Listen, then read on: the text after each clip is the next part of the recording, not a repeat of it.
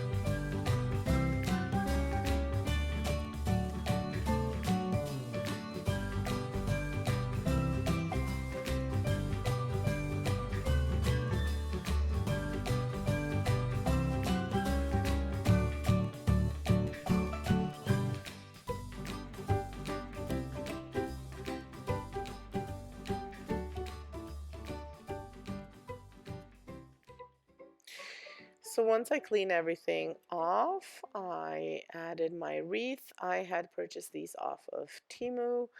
It was one wreath, but I thought it was too small, so I put the two on. I'm still not sure if I'm happy with, because it kind of looks like an 8, but it does add the pop of greenery that I wanted.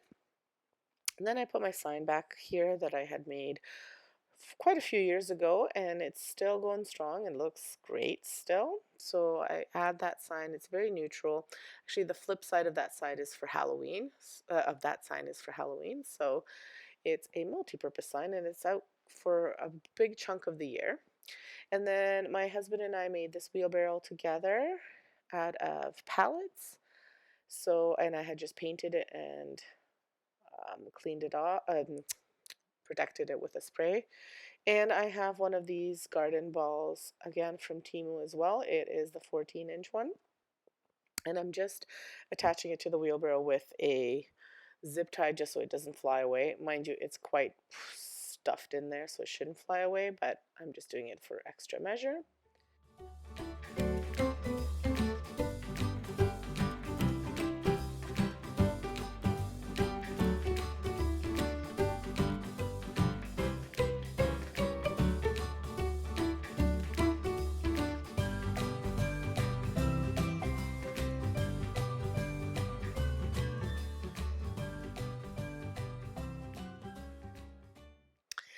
Then I add some of these ferns that I also got off of Temu on to the table over here into just like a little tin vase with a little rock inside so it doesn't fly away in case it gets windy.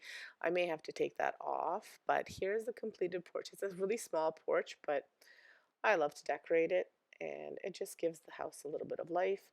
One day we are hoping to cover the porch so that it just has like a little roof, not like to enclose it, just a roof, so that way it's protected from the elements. But every quote that we've gotten is quite expensive, so we're holding off until we have the money to do it.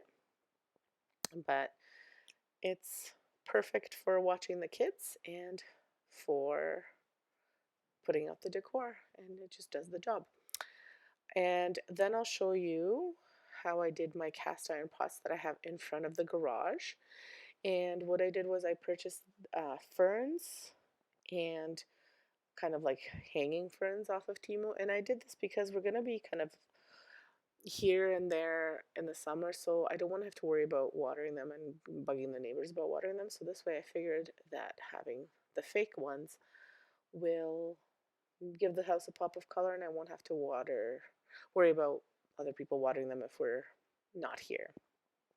So I'm putting these ferns into some dirt, and then I'll put the hanging ones around. And I bought 2 packages of 20 each, and I did not use all 20 in there. I probably maybe used like 15, 16 in each pot, and I just kept on pushing them in until I got the right look that I was going for. I did do them a little bit too high, so when I kind of stepped back, it looked fake, so I had to put them down so it looked like they were more like flowy and like more pushed to the side, so that way they would look like they're more natural ferns.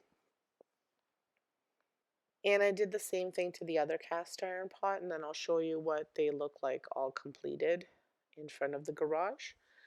But again, I just popped them in there, and these ones, because I had learned from the previous one, I pushed them in quite deep into the pot, and then kind of fluffed them out, kind of like the way you would flock a Christmas tree. I kind of did a little bit of that with these little fern stems, and I do think they look quite realistic. I've had a few people ask me, "Are those real?"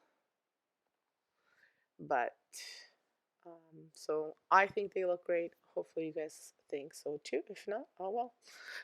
So anyway, here is what they look like all completed and in front of my garage. And then I have here some more clips of what I did for the summer last year, and I never wound up posting it. And I had kind of the same idea. Now I have that, I believe it's, I'm not going to remember the name of the plant. Oh, it'll come to me. It's from my mom's house. They go away for the summer, so I always bring it to my house and I water it and I keep it out front. It really loves that spot because it's nice and bright and it flowers all the time. My goodness, I can't believe I can't remember the name of the flower. But anyway, so I always put that up front. That's the big tall one. And then I just had a small little basket, and I had some gladiolas in my backyard that I just cut the flowers off and I put them in a little vase just to give my porch a pop of color. And then I have a wreath that I made over there. Um, but to me, it feels more like a spring wreath, so I didn't put it out this year. I wanted the green wreath this year. And you can see my garden in almost full bloom. Everything has come out, and some things are blooming. So I think it all looks very pretty and simple.